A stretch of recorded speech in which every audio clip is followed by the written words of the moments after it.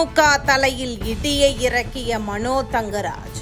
பாஜக விரித்த வலையில் வசமாக சிக்கிய சம்பவம். கன்னியாகுமரி மாவட்ட அரசியலில் பத்மநாபபுரம் தொகுதி இந்த முறை சாதாரண தேர்தல் களமாக இல்லை. நீண்ட காலமாக உருவாகிக் கொண்டிருக்கும் அதிருப்திகளும் தவறான அரசியல் கணிப்புகளும் சேர்ந்து புதிய மாற்றத்திற்கு வாய்ப்பை உருவாக்கியிருக்கிறது. அதில் முக்கியமாக பேசப்படுவது முன்னாள் அமைச்சர் மனோ தங்கராஜின் செயல்பாடுகள். ஒரு காலத்தில் மக்கள் மத்தியில் வலுவான ஆதரவை பெற்றிருந்த அவர் பின்னர் எடுத்த சில அரசியல் முடிவுகள் மற்றும் நிலைப்பாடுகள் அந்த ஆதரவையே மெதுவாக சிதைக்க ஆரம்பித்தன என்பது உள்ளூர் அரசியல் வட்டாரங்களின் மதிப்பீடு.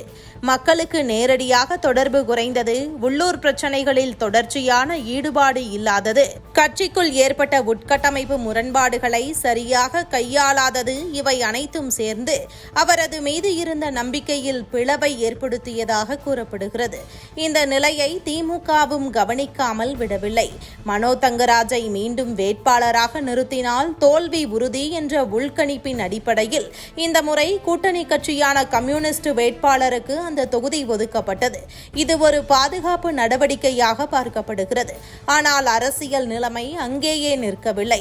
மனோ தங்கராஜின் தவறுகளால் உருவான அதிருப்தி முழுமையாக அடங்காமல் வாக்காளர்களின் மனதில் இன்னும் நீடித்து வருகிறது. இந்த அதிருப்தி வழக்கமான ஆதரவை உடைத்து மாற்று சக்தியை நோக்கி நகரும் சூழலை உருவாக்கியுள்ளது. இதுதான் இப்போது பாஜகவிற்கு மிகப்பெரிய வாய்ப்பாக மாறியுள்ளது.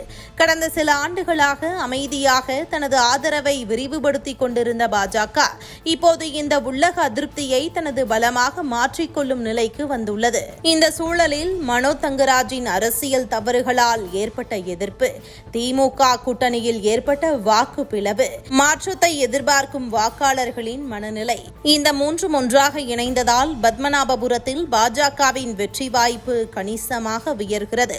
மொத்தத்தில் இந்த தேர்தல் ஒரு சாதாரண போட்டி அல்ல. ஒருவரின் அரசியல் தவறுகள் எப்படி ஒரு முழு தொகுதியின் அரசியலை திசையை மாற்றுகின்றன என்பதற்கான நேரடி எடுத்துக்காட்டாக இது மாறியுள்ளது. பத்மநாபபுரம் இந்த முறை அதிருப்தி வாக்குகளின் அடிப்படையிலும் திமுக கூட்டணி மீதான நம்பிக்கையின்மையாலும் பாஜகவை தேர்ந்தெடுக்க இருப்பதுதான் கள யதார்த்தம்.